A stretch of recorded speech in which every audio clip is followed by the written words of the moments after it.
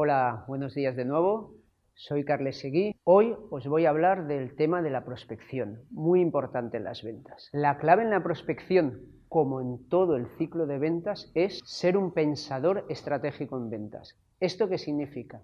Que antes de efectuar una prospección tengo que tener muy claro en qué tengo que pensar, qué estrategia debo seguir y solo entonces qué acciones debo tomar. Hoy vamos a aprender, entre otras cuestiones, por dónde tengo que empezar en la prospección, qué aspectos clave tengo que tener en cuenta y cuáles son los factores clave que afectan a una correcta prospección. El primer factor que tengo que tener en cuenta en todo proceso de prospección es superar la parte emocional en rechazo a que me digan que no. Las ventas, no solo, como decíamos en otros vídeos, desde el punto de vista del comprador es un proceso emocional, desde el punto de vista del vendedor, por supuesto que también. Tenemos que superar ese miedo al rechazo y a que nos digan que no. Tenemos que tener en cuenta, entre otras cosas, que el rechazo no es personal y que muchas veces necesitamos obtener muchos noes antes de obtener el primer sí.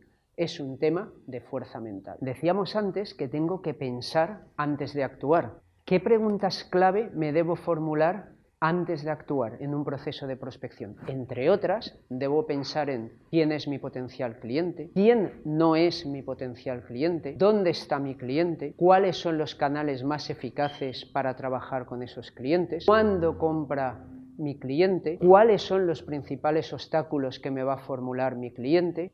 No es una lista exhaustiva, solo quiero que os deis cuenta de la importancia de que nos preparemos y pensemos en todo aquello que debemos tener en cuenta antes de una prospección.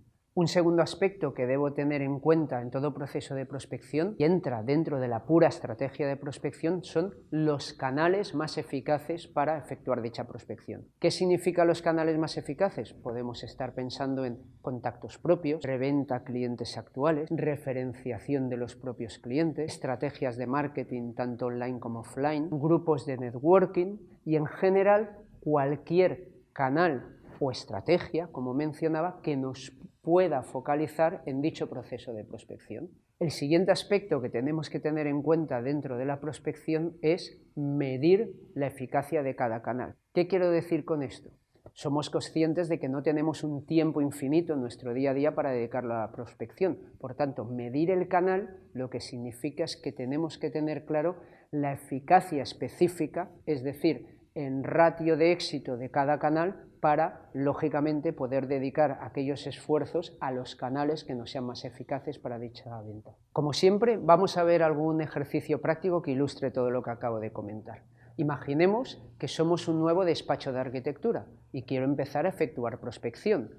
¿Qué preguntas básicas me debo formular? Vamos a irlo viendo. Por ejemplo, ¿quién es mi potencial cliente? Tendré que centrarme en función de mi tamaño de empresa, conocimientos y dentro de la arquitectura áreas que quiera trabajar para poder identificar aquellos clientes que encajen con mi perfil. Otro ejemplo, tendré que pensar en prescriptores, es decir, tendré que pensar en colaboraciones con terceros que me puedan ayudar a generar clientes. Bueno, pues a lo mejor dentro de esta estrategia tengo que pensar en ello.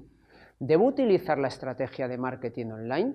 Debo reflexionar si sí o no, como decía antes, en función del perfil que tengamos. Cuanto a canales, ¿podré utilizar referencias de clientes? Es evidente que no, porque aún no tengo clientes. ¿Qué estrategias de canales deberé utilizar? Tendré que pararme a pensar cuáles de ellas van a ser eficaces. Ejemplo, contactos propios, pues es evidente que en toda empresa que estoy arrancando desde cero es una fuente que puedo utilizar. Como veis, las preguntas no son de respuesta cerrada. Tenemos que pararnos a reflexionar y a ver qué estrategias, qué canales y qué elementos de reflexión y de pensamiento estratégico necesito hacer antes de ponernos a efectuar la propia prospección. Para finalizar, como siempre en los vídeos, os voy a proponer un ejercicio práctico. Hoy es muy fácil, el ejercicio práctico se llama plan de prospección y lo que quiero es que estructuréis vuestro plan de prospección teniendo en cuenta todos los factores que hemos comentado hoy.